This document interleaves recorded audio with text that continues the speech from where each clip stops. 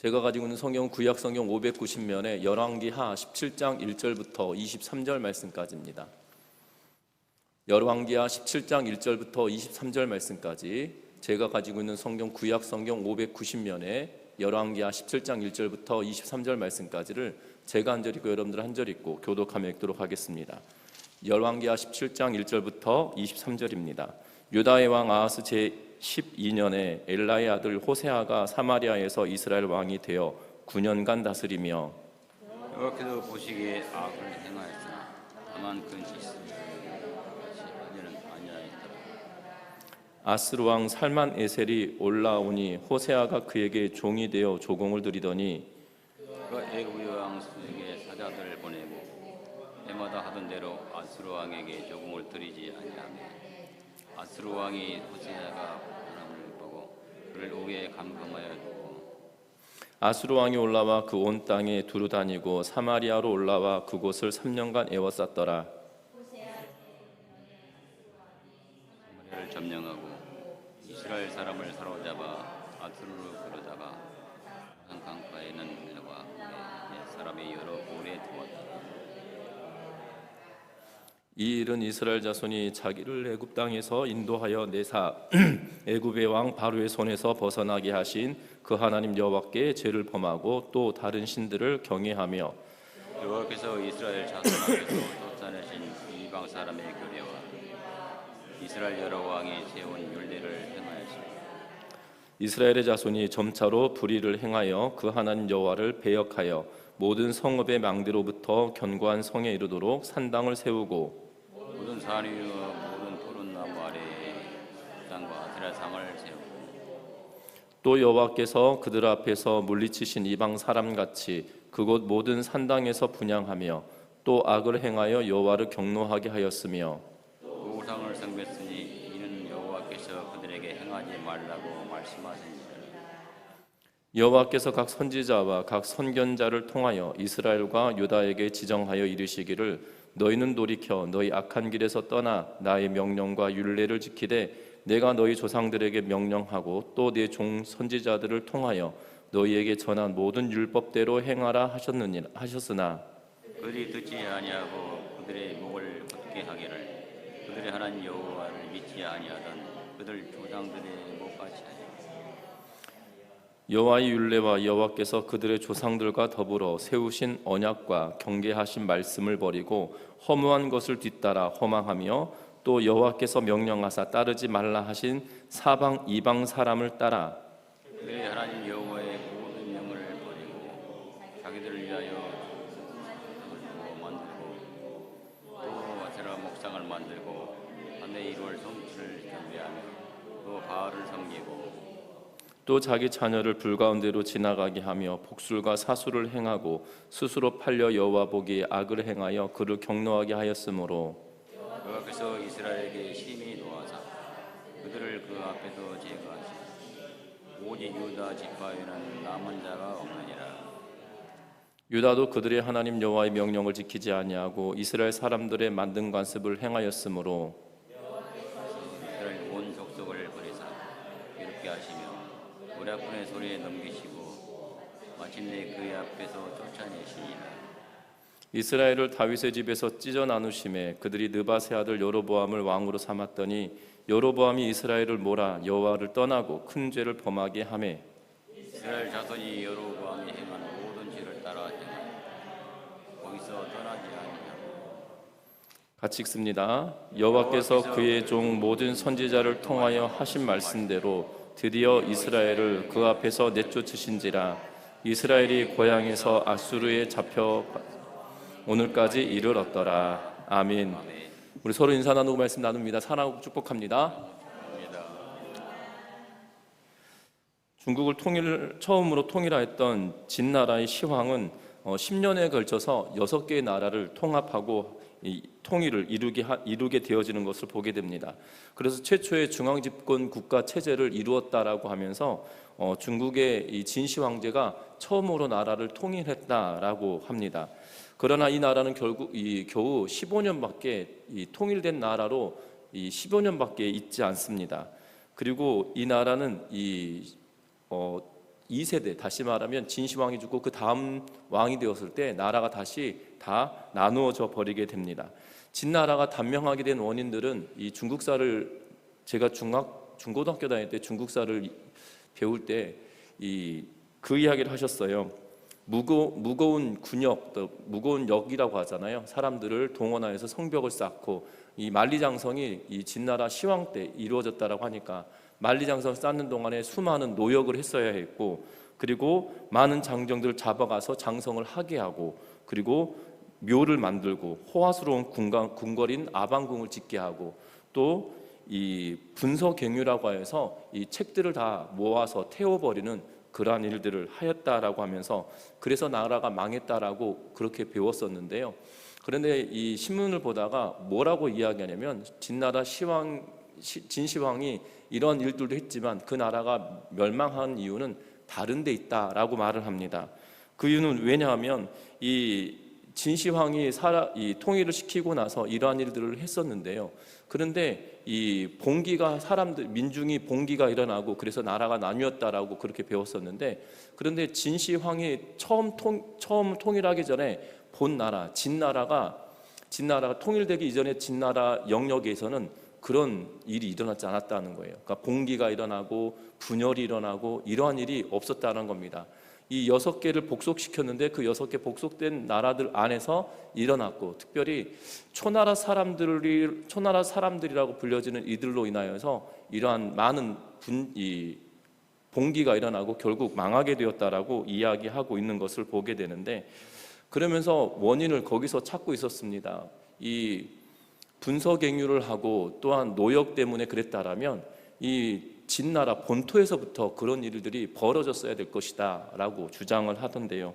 그러면서 뭐라고 이야기하고 있냐면, 진나라가 멸망됐던 이유를 무엇으로 두고 있냐면, 그 진나라가 6개 나라를 통일하고 나서 이 무력으로 통일시키고 난 이후에 그들에게 이 회유책을 하거나 아니면 하나로 묶을 수 있는 그러한 방향성들을 제시했어야 되는데, 그러한 방향을 제시하지 못하고 그들에게 억압만 주었다라는 것이에요.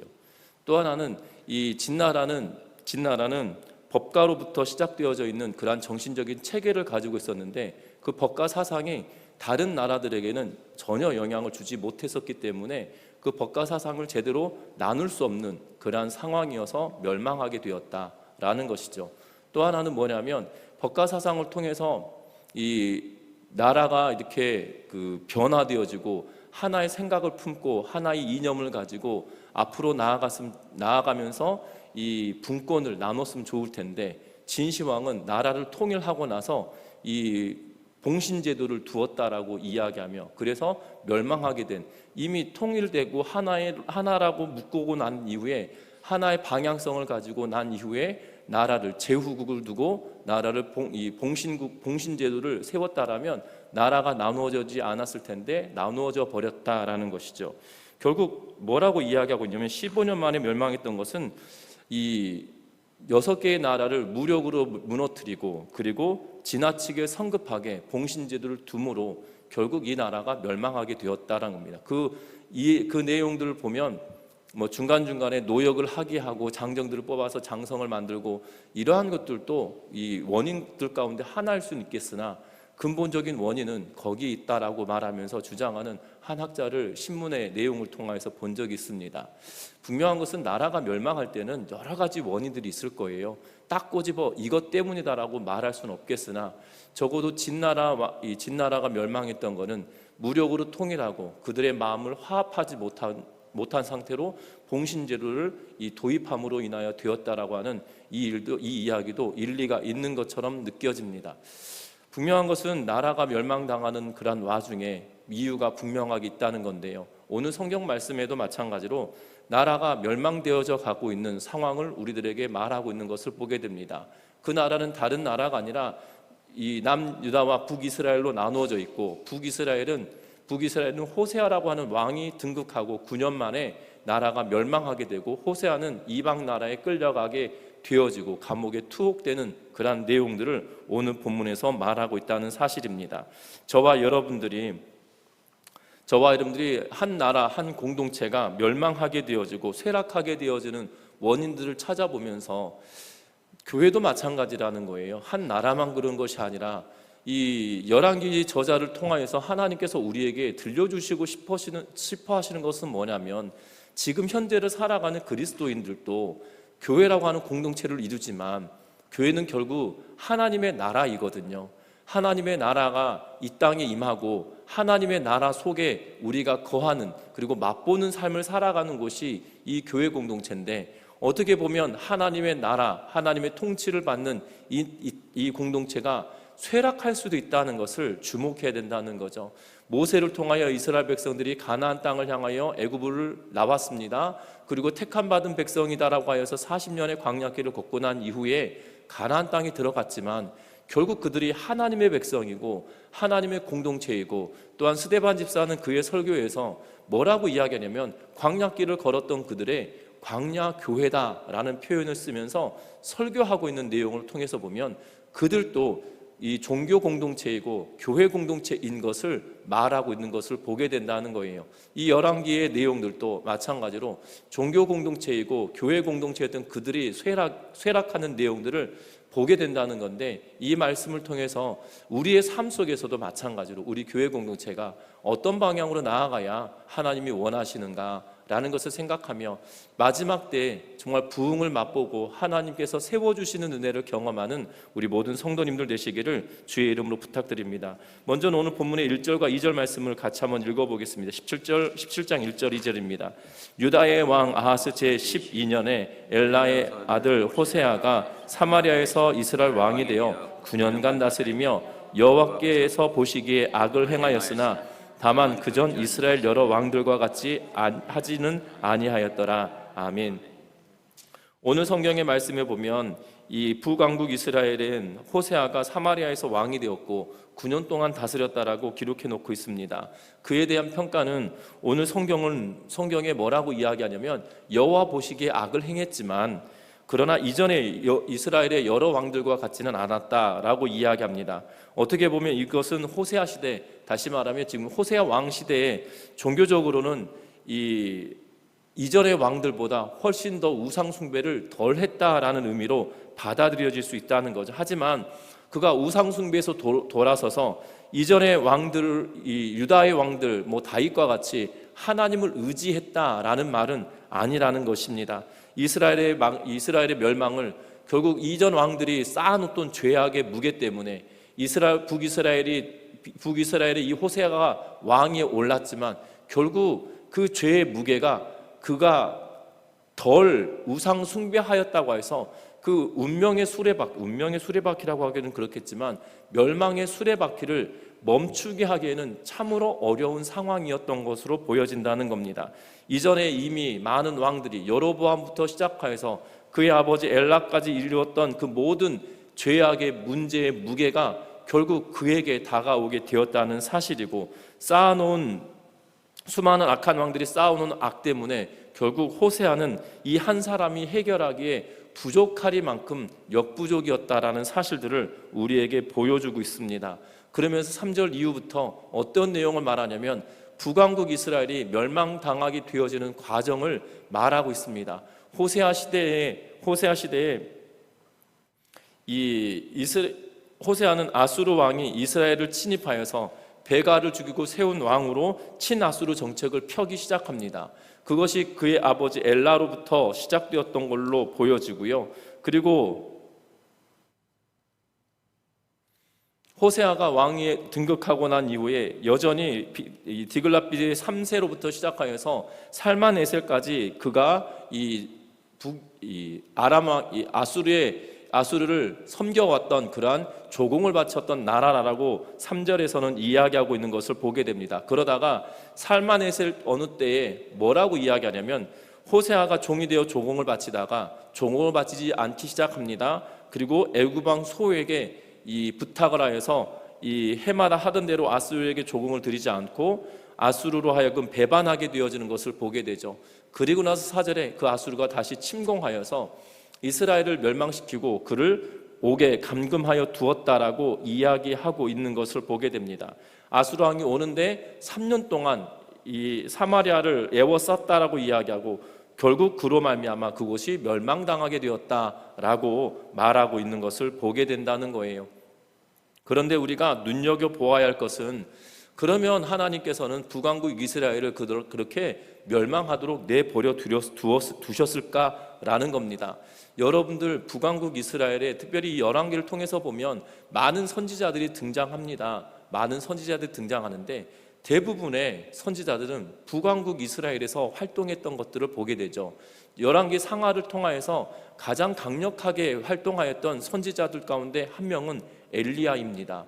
엘리야는 아합 시대에 북왕국 이스라엘에서 활동을 했었죠. 그리고 그의 제자이자 하나님께서 택하신 엘리사 또한 북왕국 이스라엘에서 활동하였던 선지자입니다. 뿐만 아닙니다. 유다가 멸망할 만한 시기에도 여전히 선지자들은 여전히 활동했었습니다. 그 이전에는 여로보암 2세 왕 때는 호세아 선지자나 아모스 선지자나 요나 선지자가 북왕국 이스라엘에서 활동하였던 선지자들이었다는 거예요. 뿐만 아닙니다. 동시대에 선지자는 누가 있냐면 이사야 선지자가 남유다에서 활동하고 있던 선지자인데요. 이사야서를 살펴보다 보면 북왕국 이스라엘에 대한 예언의 말씀을 이야기하고 있고, 북왕국 이스라엘이 멸망당할 것에 대해서도 여전히 예언하고 있고, 그들에게 외치는 소리가 분명하게 있었음을 말하고 있다는 사실입니다. 분명한 것은 하나님의 말씀이 그들에게 선포되어지고 또 하나님의 말씀이 증거되어졌다는 거예요. 여러분들 놀랍지 않습니까? 무엇이 놀랍냐면 아합 왕 때 3년이라고 하는 기근이 그 땅에 임했잖아요. 3년 동안 비가 내리지 않으니까 3년 동안의 이 흉작이 아니라 기근이라는 표현을 쓰면서 3년이 되어져 버렸습니다. 야고보서에서는 3년 6개월이라고 하는 시간 동안 비가 내리지 않았다고 합니다. 그런데 3년 6개월이 지나고 난 이후에 비가 내렸던 이유가 뭔가요? 갈멜산에서 전쟁을 벌일 때 제단을 쌓았던 모습을 잘 살펴보면 12지파를 상징하는 12개의 돌을 취하여서 하나님께 온전한 제사를 지내고 있는 것을 보게 되죠. 그러면서 그들은 고백했습니다. 하나님이 여호와가 하나님이신 것을 고백하고, 그리고 그들이 그 하나님을 믿기로 결단한 것처럼 비춰지고 있는 모습을 보게 되죠. 그랬던 그들의 삶 속에 하나님의 놀라운 역사가 일어났어요. 여러분들, 이러한 기적이 우리 전미동에 일어난다면 아마 전미동에 있는 수많은 사람들이 주께로 돌아오지 않을까 싶습니다. 전미동 사람들만 돌아오겠습니까? 인근에 있는 삼내나 전주 지역, 완주나 이 일대에 많은 사람들이 하늘에서 불 떨어졌다며 라고 이야기하며 이 전미동으로 다 몰려들 거예요. 왜냐하면 신성시 되어지는 그러한 공간일 것이기 때문이죠. 분명한 것은 여러분들, 이방신을 섬겼던 사람들의 특징들이 무엇인가요? 이방신을 섬겼던 사람들은 뭔가 영험한 자리에 뭔가를 만들어요. 영험한 자리에 뭔가를 만듭니다. 제가 대학 다닐 때 저희 학교가 이 산 올라가는 산 기슭에 있었거든요. 그런데 도서관 뒤편에 도서관이 그러니까 학교 울타리를 경계로 도서관이 있었는데요. 그 도서관 울타리를 넘어가면 옹달샘이 하나 있습니다. 그곳엔 가물어도 물이 마르지 않는 곳이에요. 그래서 동네 어르신들이 약수를 뜨러 많이 올라오던 그러한 곳인데요. 그런데 한 밤 12시쯤 되면 이 무당들이 와가지고 거기다 촛불을 켜고 이 시루떡 넣고 고기도 넣고 이러면서 거기서 굿을 합니다. 그러면 도서관에 있다가 막 굿하는 막 징을 치고 막 그런 일들이 일어나요. 그러면 이 당황스럽잖아요. 신학대학 옆에 갑자기 이렇게 막 굿을 하고 그러면 도서관에 있던 선배들이 가가지고 옆에서 기도를 하기 시작합니다. 쫙 이러면서 막 기도하기 시작하면 그 무당이 그냥 막 화를 내면서 오늘 날 배렸다 이러면서 막 욕을 막 쌍욕을 막 하고 가셔요. 재물 다 챙겨가면 좋은데 그냥 놔두고 가시면 웬 떡이냐 그러면서 막 다 나눠 먹고 했던 그런 기억이 나는데, 간혹 그러면서 그 제사 음식을 먹으면 되냐 이러면서 막 이 후배들이 선배들한테 따지면 니들이 믿음이 아직 연약해서 그래 이러면서 그렇게 했던 기억이 납니다. 희한합니다. 그런데 그 자리를요 어떻게 하는지 모르겠는데 곳곳에서 오세요. 올 때마다 다른 인물들이 오세요. 그러면서 굿을 하고, 그러니까 영험한 자리는 알아보거든요. 하늘에서 불 떨어졌다 그러면 이방신을 섬기는 사람들은요 그곳에 이 사방팔방에서 다 몰려드는 것이 당연한 일일 겁니다. 그러면 이게 기적이 뭐가 되는 거예요? 전설이 되는 거거든요. 그러면 하나님이 불 떨어뜨렸다라고, 왜냐하면 여호와께서 하나님이시다라고 그들은 고백했기 때문이죠. 그 사건을 통하여서 하나님은 살아계신 분이신 것을 보이게 되었고 엘리야가 하나님의 사람임을 알게 되었다는 거예요. 그것만이 아니잖아요. 엘리사 시대에도 놀라운 일들이 끊임없이 일어납니다. 심지어 아람 나라의 군대들이 쳐들어왔을 때 그들이 눈을 멀게 하고 사마리아 성 중간에다가 그들을 다 몰아넣고 그들을 무장해제시키고 먹을 것을 주어서 고향 땅으로 돌려보내는 이러한 군사적인 일들을 보면 기적 같은 일들이 일어나고 있거든요. 그러면 우리는 고백하지 않겠습니까? 아, 하나님은, 여호와 하나님은 살아계신 분이다라고 고백할 텐데요. 끊임없이 하나님은 북이스라엘에 그냥 두지 않으시고 끊임없이 내가 여호와다라고 말씀하시며 이야기하셨었다라는 사실입니다. 그래서 13절에 이렇게 말합니다. 여호와께서 각 선지자와 각 선견자를 통하여 이스라엘과 유다에게 지정하여 이르시기를 너희는 돌이켜 너희 악한 길을 떠나 나의 명령과 율례를 지키되 내가 너희의 조상들에게 명령하고 또 내 종 선지자들을 통하여 너희에게 전한 모든 율법대로 행하라 하셨으나 라고 이야기하고 있어요. 북이스라엘의 왕들이 선지자와 선견자들을 통하여 주었던 하나님의 말씀을 버리고 떠나버렸다라고 이야기하고 율법대로 행하지 아니하였다고 말합니다. 그러면서 14절에 그들이 듣지 아니하고 그들의 목을 곧게 하기를 그들의 하나님 여호와를 믿지 아니하던 그들 조상들의 목과 같이 하였다라고 성경은 이야기하고 있어요. 결국 멸망의 길을 걸어갈 수밖에 없었던 이유는 수많은 선지자와 선견자들을 통하여 그들을 깨우치고 악의 길에서 떠나라, 하나님의 명령을 지켜라 라고 말씀하셨음에도 불구하고 그것에 귀를 기울이지 않았다는 거예요. 심지어 전설처럼, 이 기적이 전설이 되어서 전해질 법한 그러한 상황들이 그들에게 여러 번 있었음에도 불구하고 전설은 그냥 그쳐져 버린 거죠. 그냥 고향이 된 거예요. 여러분들 기억하셨으면 합니다. 하나님의 말씀을 귀 기울이지 않으면 그 하나님의 공동체라 할지라도 하나님의 백성이다 할지라도 하나님은 그 앞에서 치워버리시는 것을 보게 된다는 겁니다. 그래서 18절 말씀에 이렇게 기록합니다. 여호와께서 이스라엘에게 심히 노하사 그들을 그의 앞에서 제거하시니 라고 말씀하고 있어요. 저와 여러분들 하나님의 말씀은 살아있습니다. 하나님의 말씀은 진실합니다. 하나님의 말씀은 신실하신 말씀이에요. 그래서 그 하나님의 말씀이 우리에게 주어지고 우리에게 들려질 때 그 말씀을 아멘으로 받아들이며 그 말씀을 부여잡고 살아가는 우리 전미중앙교회 온 성도님들 되시기를 주의 이름으로 부탁드립니다. 말씀이 내 삶 가운데 어떠한 영향도 주지 못한다라면 우리는 북이스라엘의 왕들과 북이스라엘의 지도자들과 북이스라엘의 백성들과 다를 바가 없다는 거예요. 수많은 선지자와 선견자, 그리고 놀라우리만큼 위대한 선지자라고 불려졌던 이 이스라엘 땅에 위대한 선지자라고 불려지는 선지자가 있다라면 엘리야예요. 엘리야가 계속 이름이 거명되거든요. 다 뒤에 또 이 말라기 선지자를 통해서도 선포되어지는 말씀을 통해서 엘리야를 보내리니라고 하면서 엘리야와 같은 선지자가 있음을 이야기하고 있는 것을 보게 됩니다.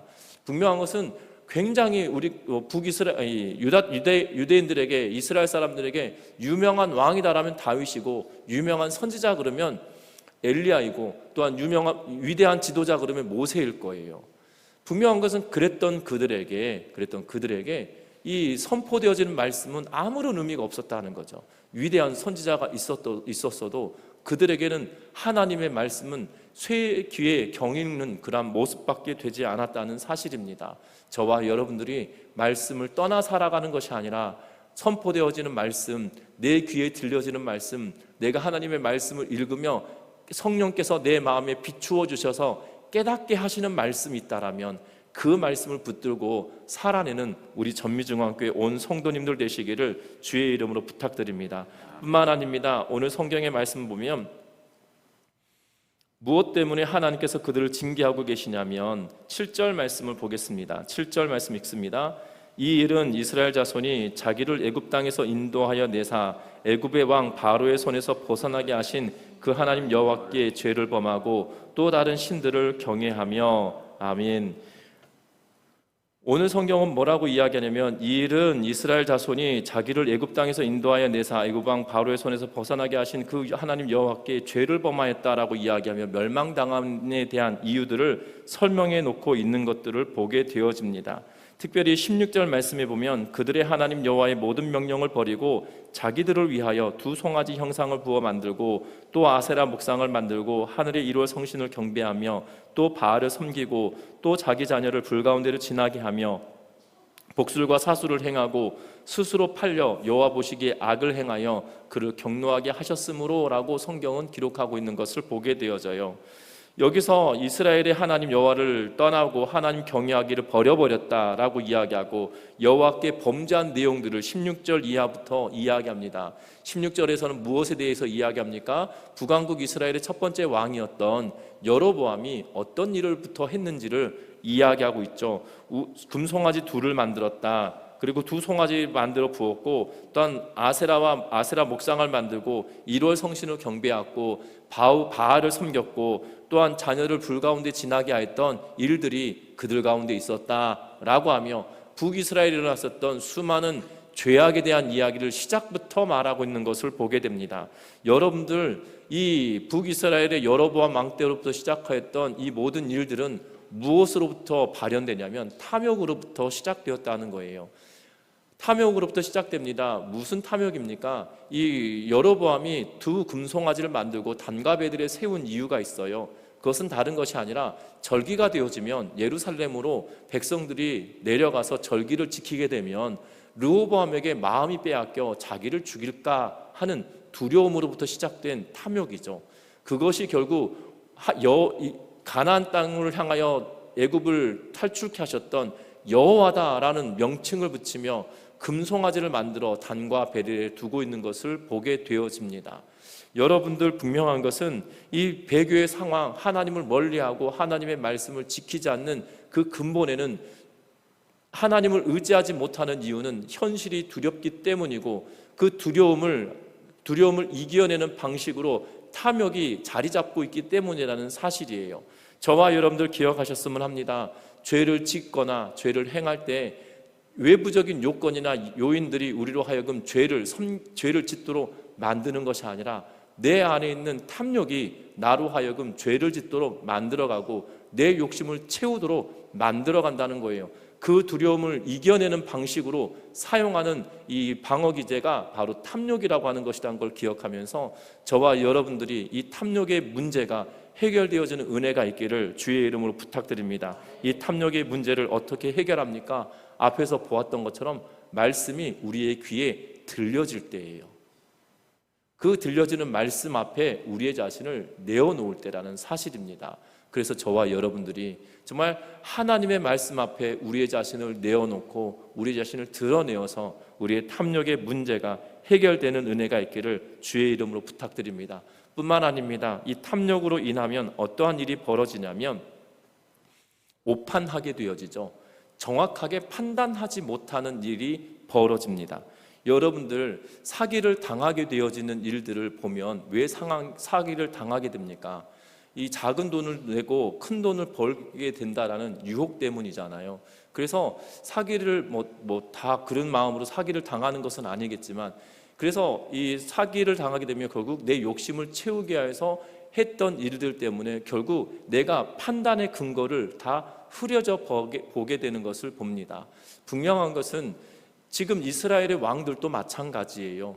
결국 여로보암으로부터 시작되었던 모든 대부분의 왕들이 하나님의 말씀이 계속 들려져요. 선지자들, 선교자들 통하여서 끊임없이 하나님의 말씀을 듣고 또한 그들이 기적을 보고 있음에도 불구하고 그들의 마음을 돌이키지 않는 것은 바로 탐욕으로 쌓여있던 마음이 결국 판단을 잘못하게 만들기 때문이죠.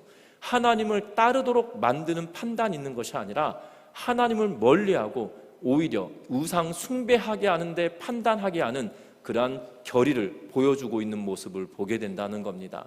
결국 잘못된 판단을 하게 되면 말씀이 들려지지 않고 내 욕심이 말씀 위에 서 있기 때문에 되어져 있고 그걸로 말미암아 오판하게 되어진다는 것을 기억하면서 저와 여러분들이 정말 잘못된 판단을 하는 것이 아니라 하나님의 말씀이 내 삶의 기준이 되어져서 바른 판단의 길을 걸어가는 우리 모든 성도님들 되시기를 주의 이름으로 부탁드립니다. 특별히 오늘 21절에 보면 이스라엘을 다윗의 집에서 찢어 나누심에 그들이 느밧의 아들 여로보암을 왕으로 삼았더니 여로보암이 이스라엘을 몰아 여호와를 떠나 큰 죄를 범하게 하매라고 이야기하고 있는 것을 보게 됩니다. 결국 여로보암에게 하나님께서 기대하시는 바가 무엇이었나요? 그 아히야 선지자를 통하여서 옷을 12조각을 찢고 그 중에 10조각을 내어주면서 네가 다윗과 같이 하나님을 섬기면 너의 자손들 대대로 왕위를 잇도록 만들겠다라는 약속을 해주잖아요.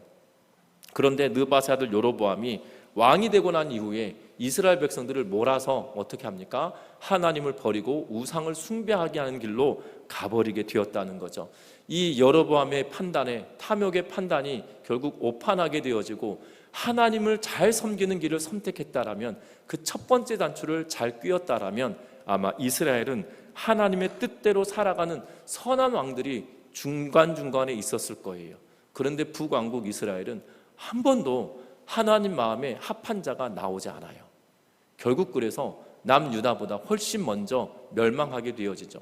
남유다는 간혹 이 악한 왕도 등장하고 때로 하나님을 섬기다가 죄악된 길을 걸어가기도 하고 선하게 하나님을 섬기다가 교만해지는 왕들도 있었지만 그렇다고 해서 전적으로 악한 왕이 계속 있지는 않았거든요.